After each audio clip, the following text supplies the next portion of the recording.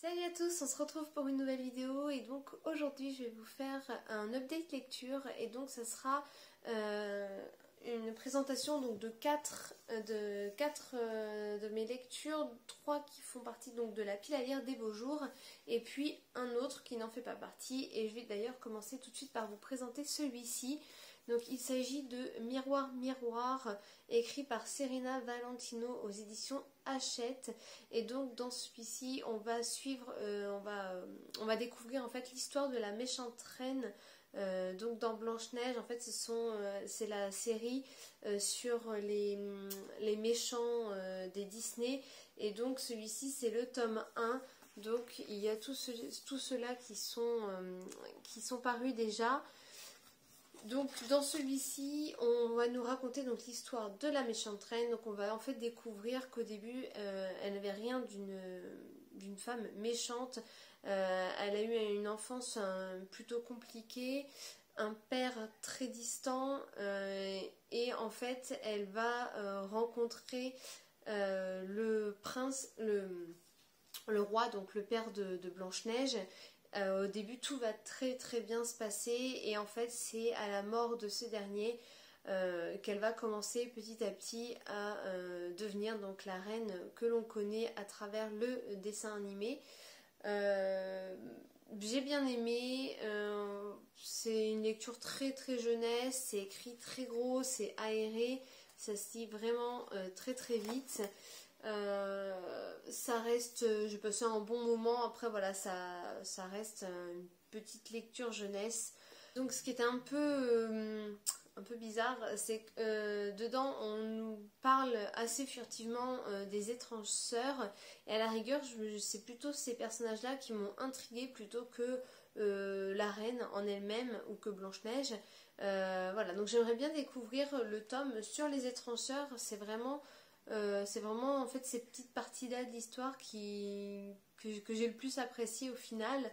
Et elles sont assez mystérieuses et ça donne vraiment envie de découvrir ces personnages dont on n'entend pas forcément parler dans les dessins animés Disney. Et il me semble, d'après ce que j'ai compris et d'après ce que j'ai lu des résumés des autres tomes de cette saga, enfin de cette série, c'est qu'en fait les étranges sœurs ont un lien avec chaque méchant Disney, et donc c'est aussi pour ça je pense que ça m'a intriguée.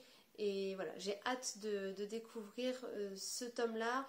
Je pense pas que je lirai tous les tomes sur tous les méchants, mais voilà, j'ai déjà, j'ai lequel, j'ai Maléfique. J'ai Maléfique, donc celui-ci je le lirai. Et il y en avait un autre qui me tentait. C'est Perdition. Il me semble que c'était Perdition que je voulais absolument lire au début. Donc c'est avec Ursula et la petite sirène.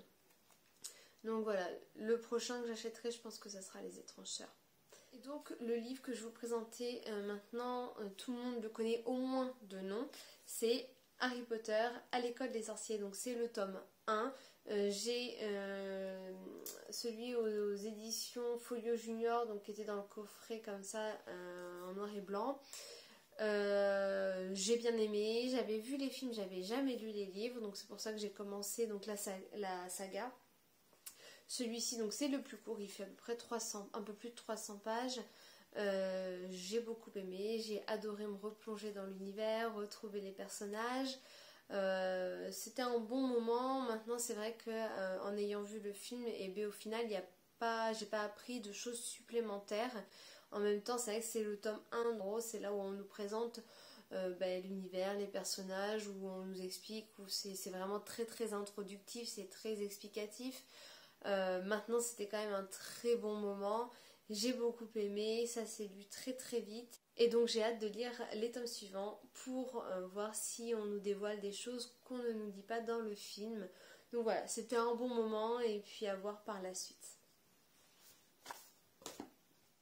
Donc le livre que je vais vous présenter maintenant, il s'agit des Disparus du Pont de Pierre, écrit par Jeanne Fèvre d'Arcier et publié aux éditions Castelmore. Donc dans cette histoire, on va suivre Cornelia et Nico, qui sont deux adolescents qui sont, il me semble, au collège. et qui vont se lier d'amitié avec un jeune SDF nommé Romain. Celui-ci va disparaître du jour au lendemain et Cornelia va vouloir tout mettre en place pour retrouver Romain, ce qui va les emporter parfois dans un Bordeaux moyenâgeux. Donc il y a une double temporalité, une grande partie de l'histoire, quasiment 90% se situe au présent et les 10 autres pourcents se situent au Moyen-Âge pendant la période de la peste. Et donc moi c'est vraiment ce qui m'avait plu en lisant le résumé, c'était vraiment ce concept, enfin cette idée de double temporalité et de découvrir un Bordeaux moyenâgeux. Mais je dois dire que j'étais un petit peu déçue parce qu'au final il n'y a que très peu de passages qui se déroulent au Moyen-Âge. Voilà, donc c'était quand même un bon moment que j'ai passé. J'ai passé un bon moment de lecture. Maintenant, c'est vrai que je m'attendais à un peu plus de périodes dans le passé. Il y a juste un point vraiment négatif que je pourrais nommer pour ce livre, c'est que tout au long de l'histoire, on nous donne des noms de lieux, on nous donne des actions qui se déroulent à la base sous-marine, au pont de Pierre, on nous donne le nom de Quai-Bacalan, on nous donne des parkings, un nom de parking, des noms de monuments, et malgré tout il n'y a pas de carte. Donc c'est vrai que si on ne connaît pas un minimum la ville, on peut vite se sentir perdu. Et c'est vraiment quelque chose, je trouvais, qui était indispensable pour moi dans cette lecture. J'ai quand même pu me retrouver un petit peu au niveau des lieux parce que j'y suis restée tout l'été en fait dernier, donc pendant quasiment 2 mois. Donc c'est vrai que j'ai pu faire pas mal de petites visites à droite à gauche et du coup je me souvenais des noms de ces lieux. Mais c'est vrai que quelqu'un qui est resté quelques jours dans Bordeaux, enfin il peut pas se rappeler et situer les actions qui se déroulent dans cette histoire. C'est le seul point négatif. Maintenant c'était plutôt sympa, il fait un peu plus de 400 pages et c'est écrit relativement gros, c'est très aéré. Voilà, c'est un petit jeunesse plutôt sympa à découvrir. Si vous êtes passé par la ville de Bordeaux et vous voulez prolonger un petit peu votre séjour, vous pouvez toujours ouvrir ce livre et puis découvrir cette histoire. Voilà, je le recommande malgré le fait que ce n'était pas un coup de cœur pour moi, c'était juste un bon moment de lecture. Et donc pour le dernier roman, je vais vous parler de Grisha. Donc ça a été, je vous le dis tout de suite, c'était un gros coup de cœur pour moi. Alors déjà, rien que le livre, la couverture est magnifique.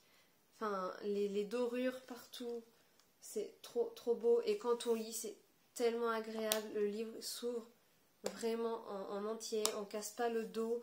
Enfin, magnifique. En plus, les rebords s'abîment pas de ce niveau-là parce qu'il y a un rabat. Au début, on a une carte, donc on n'est absolument pas perdu dans l'histoire. Enfin, c'est vraiment, mais à lire, rien que l'objet livre était super agréable à lire. Et donc, en ce qui concerne l'histoire, on se trouve dans le royaume de Ravka. Ravka, qui est un royaume qui a été séparé en deux par une nappe de ténèbres qui est appelée donc le Shadowfold. Donc, on le voit sur la carte, situé à ce niveau-là.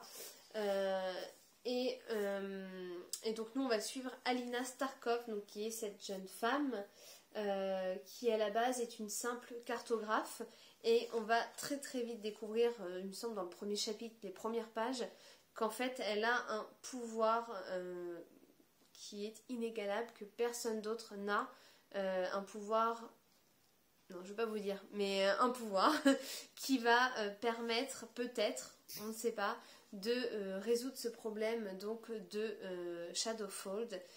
Et donc Alina va avoir une nouvelle vision sur ce royaume et va avoir en fait le destin du royaume sur les épaules. C'est le tome 1. J'ai très hâte de lire le tome 2. Je l'ai commandé depuis le 27 avril je crois. C'est ça.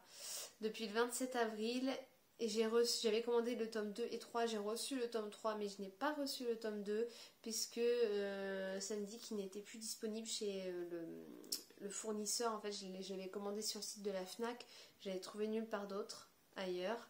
Et du coup, ils sont en attente de réception pour pouvoir l'expédier. Donc j'ai vraiment j'ai trop hâte. En fait, je crois que dès que je le reçois, je mets ma lecture en cours en attente et je me rue sur le tome 2. En plus, il y a la série Netflix qui est sortie.